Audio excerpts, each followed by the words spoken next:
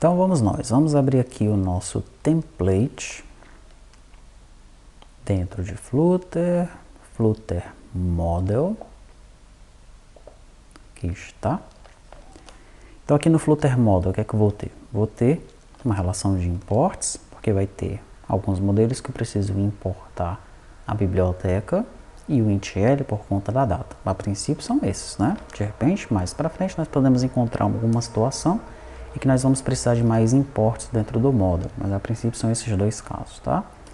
Daí eu tenho uma relação de atributos de objeto, de atributos de lista. Dentro do construtor, tem os atributos de construtor, atributos objeto de construtor, atributo de lista de construtor. Daí eu tenho aqui a minha lista de campos e a minha lista de colunas, né? Tudo isso nós já vimos aqui. Deixa eu abrir aqui o pessoa, de repente fica mais fácil ver por esse, pronto.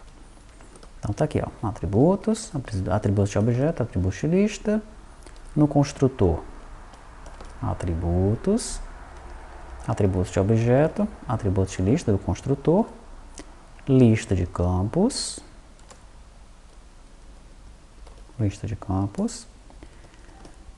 colunas, Daí no fromJSON, eu tenho atributo to JSON, atributo objeto to JSON, no fromJSON, atributo from JSON, atributo objeto from JSON, atributo list from JSON. Que eu posso ter atributos simples, atributos de objeto e atributos de lista, tá? No caso aqui eu não tenho objetos e listas, simplesmente isso daqui fica vazio, como nós já vimos nos geradores anteriores, né? ToJSON a mesma coisa, tem o simples, tem o de objeto e tem o de lista, porque eu posso ter os três aqui, dependendo da classe que eu estou trabalhando. No caso da pessoa eu vou ter os três, né? Ok, finalmente eu tenho os meus gets e sets, e lá embaixo o método objeto encode.json, tá? Então veja, não é tão simples gerar isso daqui, né? Esse aqui provavelmente é o gerador mais complexo que nós vamos pegar até o momento, tá? Vamos ver então como é que ficou o código dele aqui no gerador. Então no gerador eu tenho lá o Flutter Model, eu vou entrar nele. Essa classe Flutter Model se encontra aqui, ó, dentro da pasta Flutter, esse arquivo, tá?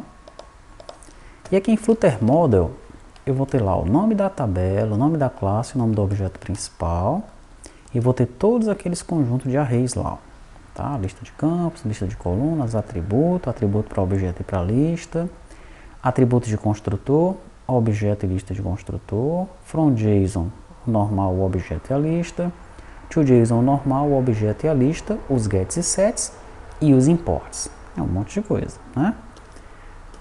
Ok, daí eu tenho aqui algumas verificações, né? Eu preciso importar a data. Se for true, eu vou importar esse cara aqui, ó, o int.l, tá? Importa a biblioteca. Se for true, eu vou importar esse cara aqui. Tem máscara? Esse tem máscara vai ter alguma utilidade aqui dentro do meu código, tá bom? Que a gente vai ver já já.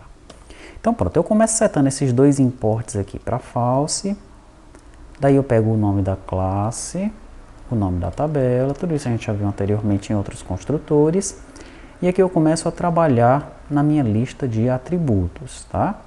Eu seto esse tem máscara para false primeiro, ó. Sempre que iterar no laço, seta esse controle para false até que se encontre uma máscara. A gente vai já ver por que isso daí, tá? O nome do campo, eu pego lá do field, que veio no meu data packet, daí com base nele eu defino o nome do campo tabela, nome do campo atributo, nome do campo getSet, né? Então se o meu nome do campo for nome aluno, o nome do campo tabela vai ficar assim. O nome do campo atributo é um camel case, vai ficar assim, ó. E o nome do campo getSet vai ficar assim. Tá? Bem, mesma coisa que a gente já fez anteriormente, tá bom? Tô só relembrando para você, mas até o momento não tem nada de novo aqui, em relação ao que a gente fez nos outros construtores, tá? Agora eu vou pegar o objeto JSON que está no comentário. Que objeto JSON é esse que está no comentário? Esse cara aqui, ó. Para cada coluna eu tenho um objeto JSON no comentário. Tá? Todas as colunas das tabelas do RP vão ter esse objeto JSON no comentário. A gente só não vai colocar no ID. Não precisa. Tá bom? Mas todos os demais campos precisa ter esse comentário, senão você não vai conseguir utilizar o gerador devidamente. Tá? Pronto, então eu pego esse objeto JSON aqui, ó. Se o campo tem comentário, ou seja, se o comment é diferente de vazio, eu já instancio aqui o objeto JSON passando a tabela e o comentário do data packet, tá? Então esse comentário JSON model que a gente já viu anteriormente, né? Ele vai armazenar o quê? Ele vai armazenar o nome da tabela mestre, o nome da classe mestre, do objeto mestre, a cardinalidade, o CRUD. Daí, dependendo desse CRUD aqui, como é que ele vem, ele seta create, read, update e delete. O side, se é local ou inverso, nós tínhamos aqui um buff, mas ele não vai ser usado, né? Foi uma ideia a princípio, mas ela não precisa. Eu não preciso desse buff com o local e o inverso eu já resolvo. Tem o cascade, verifique se o campo é obrigatório. Essa é uma coisa que eu preciso explicar neste momento. Lá no nosso documento, nós tínhamos aqui validação, tá? E na validação nós colocamos aqui obrigatório numérico, obrigatório alfanumérico. Tinha inclusive um só obrigatório aqui, tá? No entanto, nós resolvemos separar validação de obrigatório. E por que isso? Ora, porque pode ser que em um campo você queira validar que os dados dele são numéricos, mas ele não seja obrigatório, né? Isso pode acontecer. Então vamos dizer, você tem, por exemplo, o código da agência, por exemplo, tá? Daí no código da agência só pode ter números.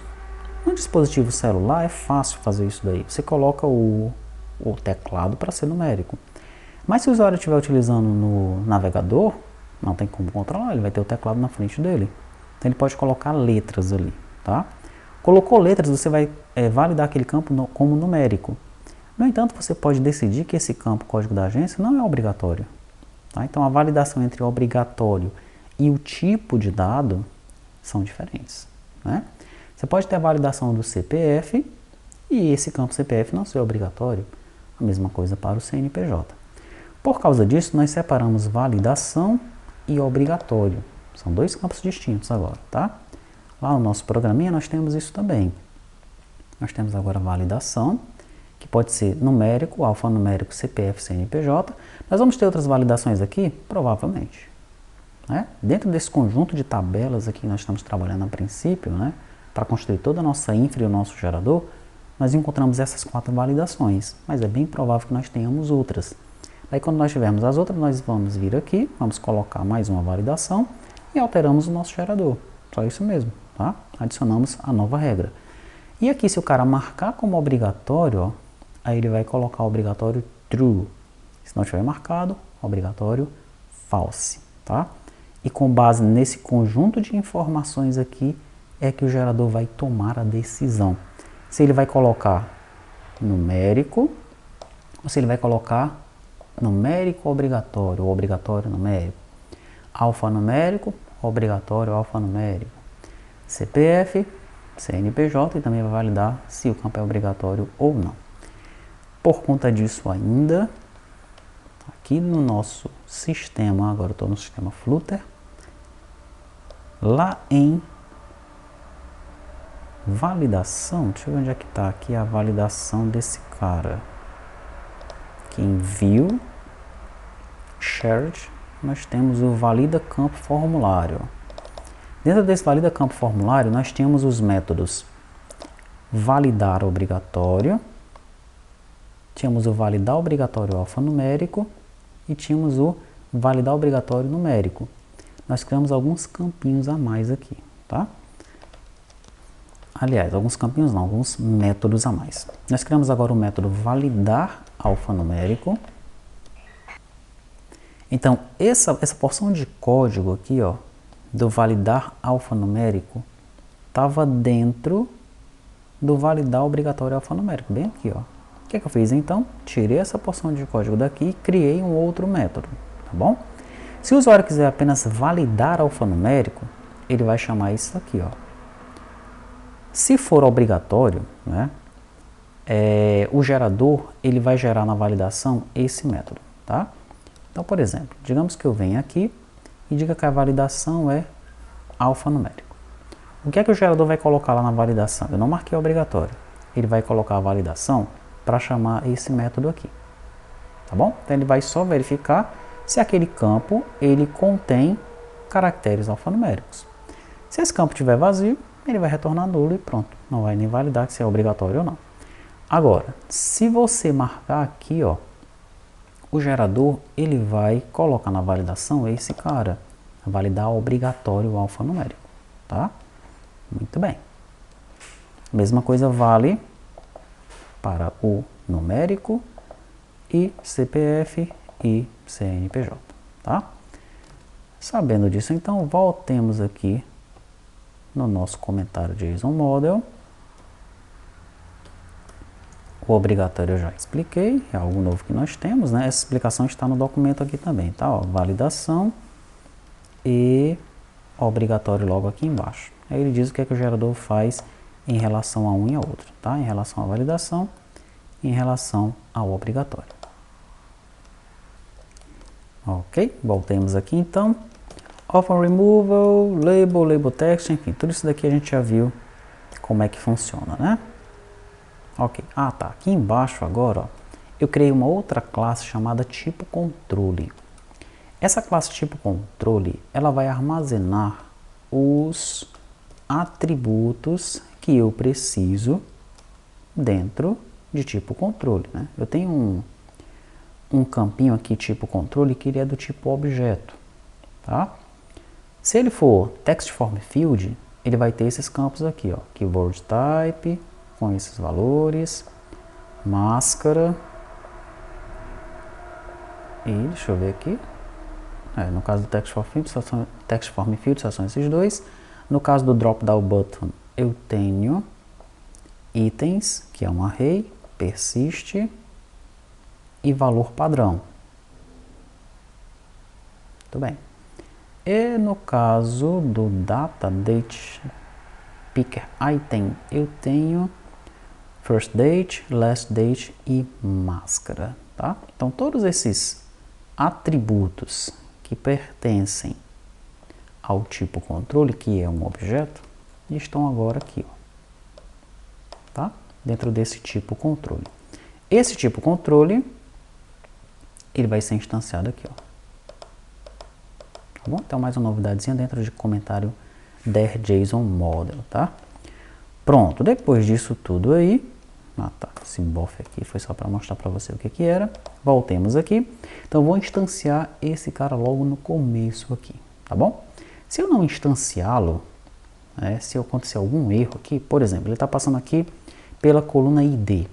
A coluna ID não tem comentário, então ele vai dar um erro aqui, ó, quando ele tentar instanciar, tá? Ou vamos dizer que você esqueceu de comentar, de colocar o objeto JSON Model lá no comentário de alguma coluna. Quando ele tentar instanciar aqui, vai dar um erro. Quando ocorrer esse erro, ele simplesmente vai colocar o objeto JSON comentário para nulo, tá? Ele vai continuar gerando todo mundo aqui embaixo, mas o que depender do comentário, ele não vai conseguir gerar. Perfeito. Nessa porção de código aqui, ó, ele está colocando em lista de campos e em lista de colunas o conteúdo, né, o nome do campo e o nome da coluna, tá bom? Onde é que fica isso daí? Isso daí fica aqui, ó. Lista de campos e lista de colunas. O que é que ele está fazendo aí? Vamos observar lá na pessoa, aqui, ó. Ele está colocando essa lista de campos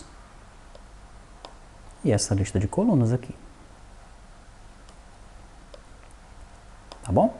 Evidentemente, no nome do campo, ele vai colocar o nome do próprio campo. Nome campo tabela, que ele pegou lá em cima. Aqui, ó. Nome campo tabela. Tá? Agora, no nome da coluna, ele vai colocar o quê? Ele vai colocar o label text. Tá? Que é para o nome da nossa coluna ficar assim, ó. Transportadora, colaborador, cliente, tá bom? Então, a mesma informação que ele coloca no label text, ele coloca aqui na coluna. E onde é que a gente vai usar isso daqui mesmo? Na janela de filtro, tá bom?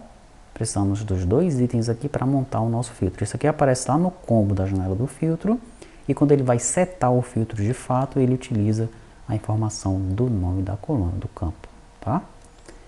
Muito bem. Depois aqui embaixo, ele... Ah, tá. Detalhe, ele só faz isso daqui para a janela de filtro, né? Ele só coloca o nome do campo e o nome da coluna se o nome do campo não tiver ID underline.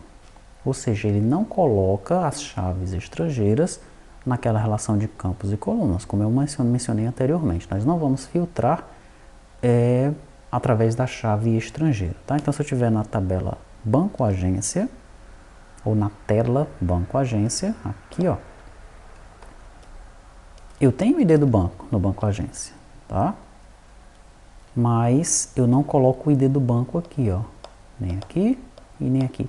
Significa que o usuário, quando ele for filtrar alguma coisa na tela da agência, ele não vai conseguir filtrar pelo banco, tá? Eu não vou fazer esses join malucos aí por enquanto no filtro, tá bom? O filtro, então, ele filtra apenas pelos dados da tabela local. Ele não vai fazer join com as outras tabelas, tá? Por isso que eu faço essa verificação aqui, ó. Você só inclui lá o nome do campo e o nome da tabela se o campo que você estiver trabalhando for diferente disso aqui, ó, diferente de ID underline. Muito bem. Depois disso, nós temos esse outro bloco de código aqui, que ele serve apenas para encontrar os relacionamentos, tá?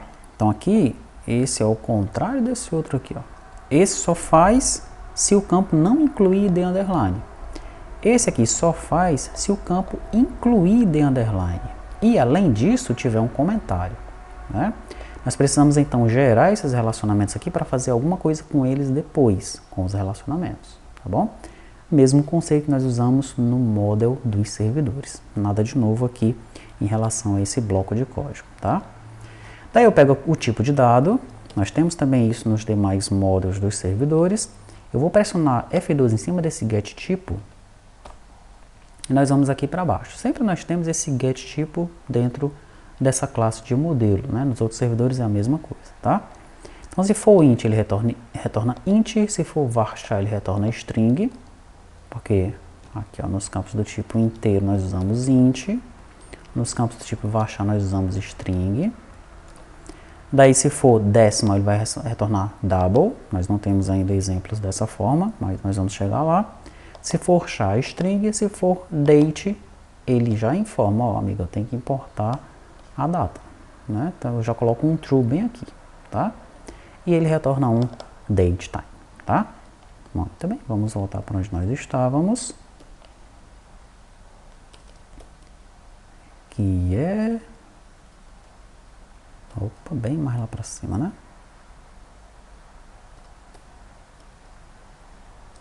Aqui, pegando o tipo. Aqui eu defino o nome do atributo, ó, que é tipo de dado, espaço, nome campo atributo. Tipo de dado, espaço, nome campo atributo, ponto e vírgula. Nome campo atributo, ponto e vírgula. Coloque isso onde? Dentro de attribute.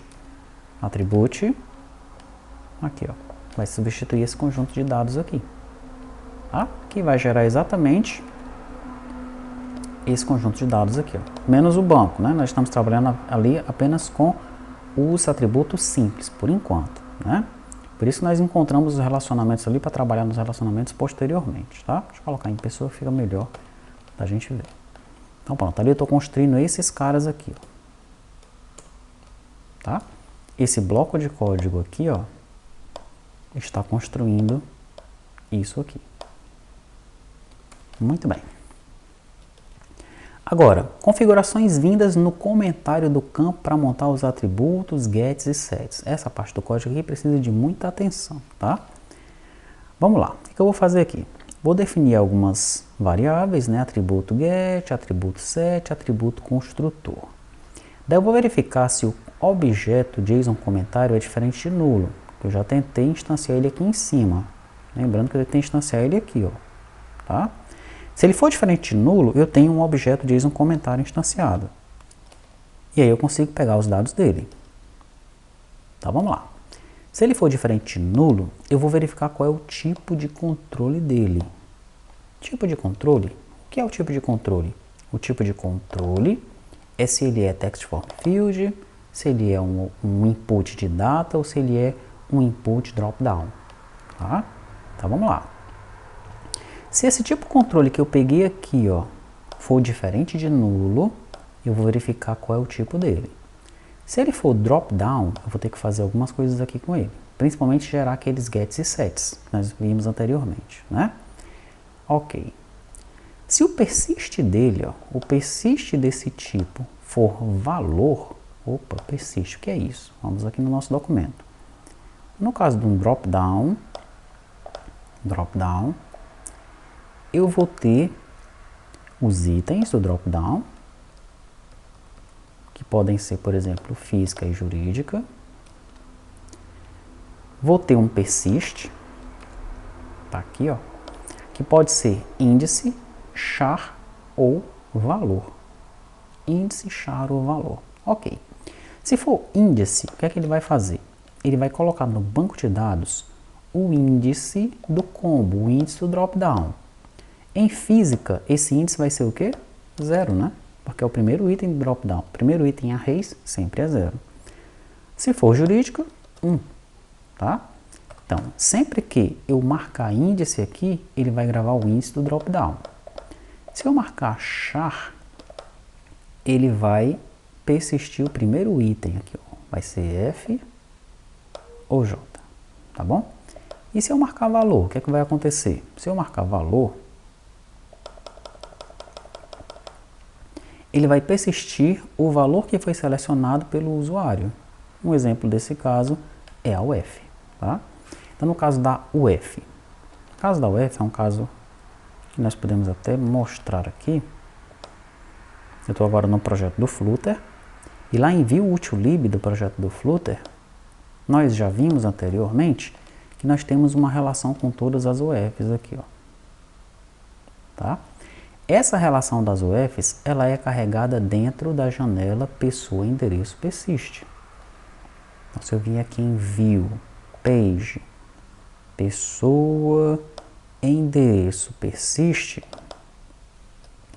quando eu estiver trabalhando com a UF, aqui, ó, a lista vai vindo aqui, ó. View util-lib, lista UF, tá bom? Quando eu trabalho, por exemplo, com pessoa física, pessoa mesmo, né? Pessoa persiste. Onde é que está pessoa persiste? Está aqui, pessoa persiste. A minha lista está estática aqui, física e jurídica, tá bom? O que o usuário preencher aqui, eu vou colocar sempre nessa lista aqui, ó, no meu drop-down. Estou trabalhando com um drop-down aqui, ó, drop-down. Tá? No caso da UF, né, eu estou carregando essa lista de uma relação que eu tenho fixa aqui no meu sistema. E eu não quero que ele persista char, porque se ele persistir char, ele vai persistir apenas esse A. Eu também não quero que ele persista o índice, senão ele vai persistir 0 para Acre, 1 para Alagoas, 2 para Amapá, 3 para Amazonas, 4 para Bahia, 5 para Ceará e assim sucessivamente. Não faz sentido na minha lógica. Eu quero que ele persista o valor. Ele vai persistir AC, vai persistir AL e por aí vai. E na hora de ele pegar esses dados, ele não vai tentar fazer um get ou set. Ele simplesmente vai pegar o dado que tem no banco de dados, né? Então aqui em pessoa endereço, ó, lá no banco de dados, pessoa endereço, opa, aqui está empresa, pessoa endereço, ele vai pegar o dado que tem aqui, ó, CE, CE, CE, e vai jogar dentro do drop-down, tá bom? Ou ele vai jogar não dentro do drop-down, porque o drop-down ele vai carregar esses dados daquela lista que eu mostrei para você. Mas o text do drop-down, né, ou o valor do atributo UF do objeto em questão, será o valor que vier do banco de dados, como se fosse um valor padrão de outro campo qualquer. Tá? Esse é o objetivo desse valor que nós temos aqui. Tá? Nós temos uma interrogação aqui, que ele vai enviar para o servidor um valor explícito, né? Ela está aqui por enquanto, mas provavelmente essa interrogação é exatamente o que nós queremos fazer com esse valor aqui, tá bom? Essa interrogação é o mesmo caso que nós tínhamos lá no side para buff. Nós tínhamos local, como ainda temos, inverse, e tinha um outro buff aqui, ó. Que com o tempo nós chegamos à conclusão que não precisaríamos desse buff e removemos ele daqui. É o mesmo caso dessa interrogação aqui, tá? Nós temos agora o char, temos o índice, temos o char e temos o valor. E essa interrogação, será que um dia a gente vai precisar dela? Talvez não. Talvez ela nem faça sentido estar aqui, tá? Provavelmente isso aqui vai sair. Vamos ver nas demais telas se nós vamos cair em um caso em que nós precisemos persistir o valor dessa maneira como nós temos nessa interrogação aqui, tá? Por enquanto nós não estamos utilizando esse conceito aqui. Temos o conceito, mas na prática a gente não está utilizando isso daqui. Pronto, então voltemos aqui no nosso gerador. Então tal, se o tipo de controle for diferente de valor, aí é que eu vou fazer tudo isso daqui. Porque se ele for igual a valor, aí amigo, ele tem que pegar o dado que vem do banco e ele tem que persistir o dado que vem do controle. E pronto, tá? E aquela relação que vai carregar lá? Aquela relação que vai carregar lá, você está controlando ela dentro da aplicação, de alguma maneira, como nós fizemos com essa relação de UF. Tá bom? Perfeito. Como é que ele gera, então, o atributo get? Ele vai pegar lá o nome do atributo, igual a get, nome campo getSet, JSON dados, nome campo atributo. É o que nós temos aqui, ó. Lá no pessoa telefone, por exemplo. Ele pega lá o nome do atributo, ó, nome do atributo, igual a get, daí o nome do campo getSet, porque tem que ter a primeira letra em maiúsculo, ó, o Tzão em maiúsculo, o nome do campo getSet, mais JSON dados, colchete, apóstrofo, aqui ó, mais de novo o nome do campo atributo, tá lá o nome do campo atributo, e aí ele fecha o apóstrofo, colchete e o parêntese, fecha o apóstrofo, colchete e o parêntese, tá bom? É assim que ele define o get. Daí o método get, como é que ele define o método get? O método get está aqui embaixo, ó. Ele tem que começar a abrir nesse método, né, com um get, nome campo getSet e o nome campo atributo, aqui ó, ok? Sempre é string, nesse caso, tá? Daí ele faz um switch, dá lá uma tabulaçãozinha e começa o switch. Então nós temos aqui uma pequena tabulação, ó, e começamos o switch com o nome do campo atributo. Aí eu tenho um laço, e esse laço eu faço em cima dos itens do tipo de controle. Os itens do tipo de controle são quem? São esses itens aqui, ó. Tá? Se eu pegar, por exemplo, o navegador aqui, eu consigo ver os itens aqui, ó. Tá? Tá aqui os meus itens, eu tenho 2 itens. Ele vai fazer um laço nesses itens aqui e vai colocar, ó,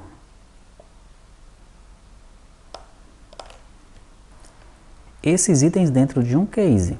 Agora, ele tem que primeiro saber qual é o critério.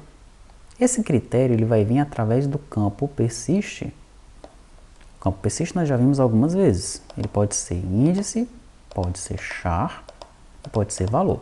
Se ele for valor, nem aí ele vai estar entrando, né? Ele só entra ali se for diferente de valor, tá? Então ele vai verificar se ele é índice ou se ele é char, tá? Por exemplo, no caso aqui de pessoa telefone, o que está ocorrendo aqui em pessoa telefone é o seguinte: eu gravo o char, aliás, o índice. Ó. Se for 0, ele retorna residencial. Se for 1, retorna comercial. Se for 2, celular. Se for 3, outro. Então, lá na tabela pessoa telefone, pessoa telefone. Para o tipo de telefone sempre vai ser assim, ó, 030, tá? Quem é 0 em pessoa telefone? Residencial. Quem é 2 em pessoa telefone? Celular. Ok? Ele grava o índice, tá? Já em pessoa, na tabela pessoa, para o tipo é diferente, ele não grava o índice, ele grava o char. Para a pessoa física ele grava F. Para a pessoa jurídica ele grava J. Tá? Muito bem. Então eu tenho que saber qual é esse critério aqui, ó, no meu gerador. Estou de volta no meu gerador, né? O critério, então, eu pego disso daqui, ó. Se persist for igual a char, o meu critério é pegar o primeiro caractere que está em drop-down button item. Drop-down button item é esse cara aqui, ó. Se meu critério for char, ele vai pegar o primeiro caractere aqui. Tá? Por exemplo, deixa eu voltar aqui e pegar o pessoa física. Aqui, ó. No pessoa física, o meu critério aqui é char. O que ele vai fazer então?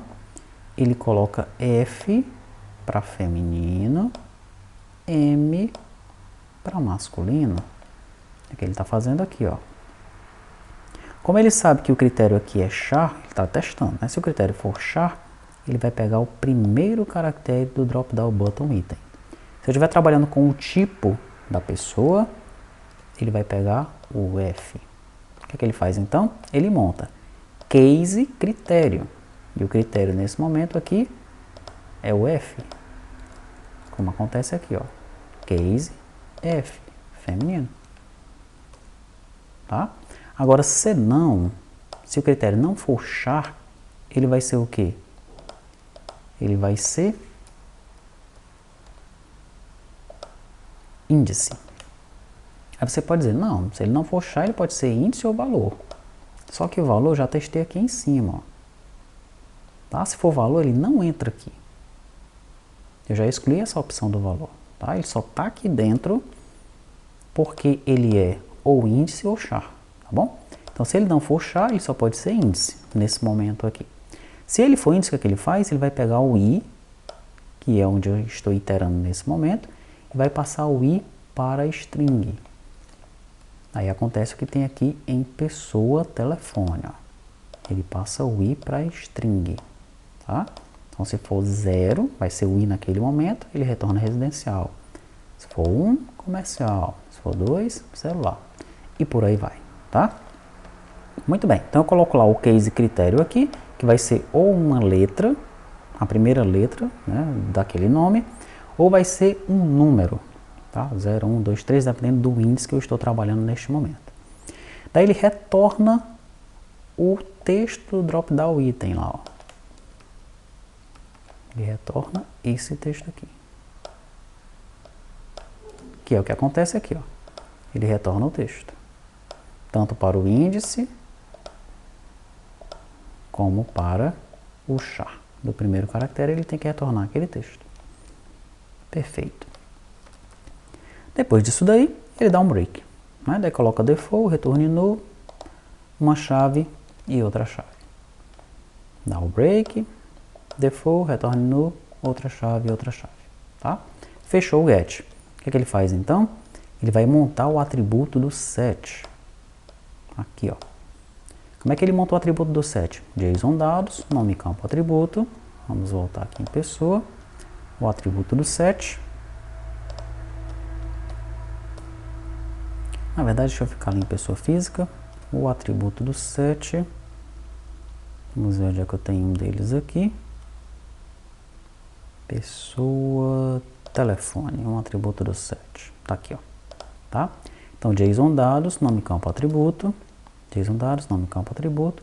Fechou o colchete. Fechou o colchete.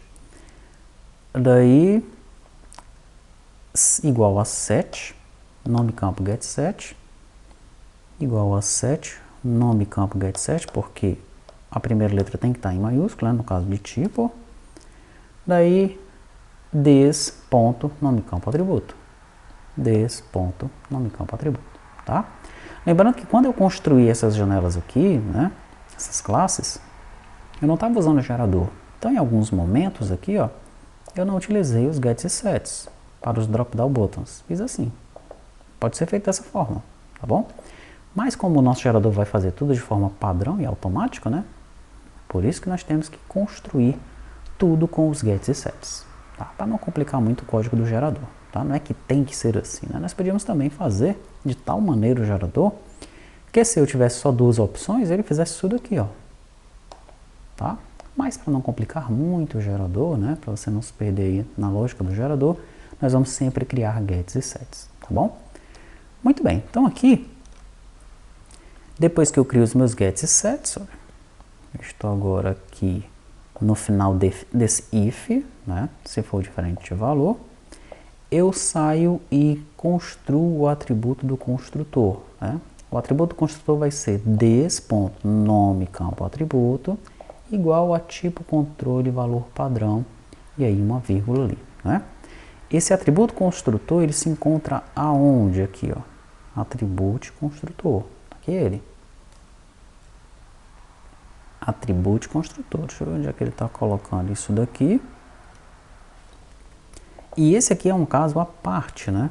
Esse valor padrão, eu já falei dele anteriormente, é o valor que aparece, por exemplo, aqui, ó, em pessoa. Aqui, ó, esse valor padrão aqui, tá? Então, se esse valor padrão for preenchido, aqui, ó, tá? É nesse momento que o construtor vai montar esse atributo construtor aqui, tá bom? Daí, se o tipo de controle, aqui a gente termina o tipo de controle drop-down button, né? Se o tipo de controle for text form field, nós só vamos verificar se a máscara é diferente de vazio. Se for, nós vamos marcar que ele tem máscara e vamos marcar para ele importar a biblioteca, tá bom? No momento, no caso do moda, nós só precisamos do text form field para fazer isso daqui, tá? Daí logo aí embaixo aqui, eu vou agora montar os atributos do construtor. Agora sim é que eu vou montar esse código aqui, ó, tá bom? Mas antes de eu montar esse código, a primeira coisa que eu vou verificar é se o atributo construtor é diferente de vazio. Por que eu faço isso? Porque pode ser que esse atributo construtor já tenha sido preenchido mais para cima. Pode ser que esse atributo construtor tenha um valor padrão, e eu só posso saber esse valor padrão aqui dentro desse método. Esse valor padrão vem dentro de um drop-down, né? Então, se ele tiver um valor padrão, ele já vai estar preenchido, essa variável. Se ela já estiver preenchida, eu pego esse valor que eu peguei aqui em cima, ó, com o valor padrão, tá? Lembre que eu estou mencionando um caso como esse aqui, ó. Tá? Então, eu vou pegar esse valor padrão e vou colocar dentro de atributo. Esse atributo, eu vou colocar um this na frente dele, e vou inserir dentro de atributo construtor.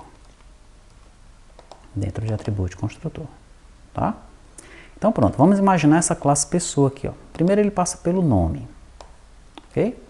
Então, ele vem aqui em cima, passa pelo nome, né? Quando ele passar pelo nome, o tipo de controle do nome é um drop-down button? Não. Então ele nem entra aqui, ó. Ele não entra nesse laço. Tá? Não entra nesse if, né? No laço ele já está. Certo. Mas ele é um tipo text form field? É. O nome é um text form field. Ok. Ele tem máscara? Não. Ele não tem máscara. Tá? Se a gente for lá no nome aqui, ó, da pessoa, nome, não tem máscara, está vazio. Ok? Então, como ele está vazio, ele não marca tem máscara nem para importar a biblioteca. Quando ele vier aqui para definir o atributo do construtor, ele pergunta se o atributo construtor é diferente de vazio. Bom, o atributo construtor não passou por aqui. Mas lá em cima, eu começo dizendo que ele é igual a vazio. Então, o atributo construtor, no caso do nome, vai ser vazio. Como ele é vazio, ele entra nesse else aqui, ó. ele vai colocar apenas des.nome campo atributo. O que vai acontecer com o nome? Vai ficar des.nome, vírgula. Ele vai para o outro passo, né? No outro passo, ele entra em tipo. Quando ele entrar em tipo, ele vai saber que é um drop-down button. Ele vai saber que o drop-down button tem um valor padrão. Tá? Bem aqui, ó. Valor padrão, no caso do tipo, valor padrão, ó, física. Ok? Que é inclusive o que nós temos aqui também no navegador, né? Valor padrão, física. Quando ele sair do laço, que ele tentar montar o atributo do construtor, o valor padrão vai estar preenchido. Ele pega o valor padrão e coloca em atributo. Tá? Daí ele pega esse atributo agora que está com o valor padrão, ó, e coloca o nome campo atributo em uma vírgula. Daí ele persiste tudo isso dentro de atribute construtor, né? Então esse bloco aqui, ó, de código, esse aqui, está gerando isso aqui pra gente, ó. Tá? Sendo que um desses atributos pode ter sido montado antes. Pode ter sido montado aqui. Se e somente se o valor padrão dele tiver diferente de vazio e se esse tipo de controle for um drop-down.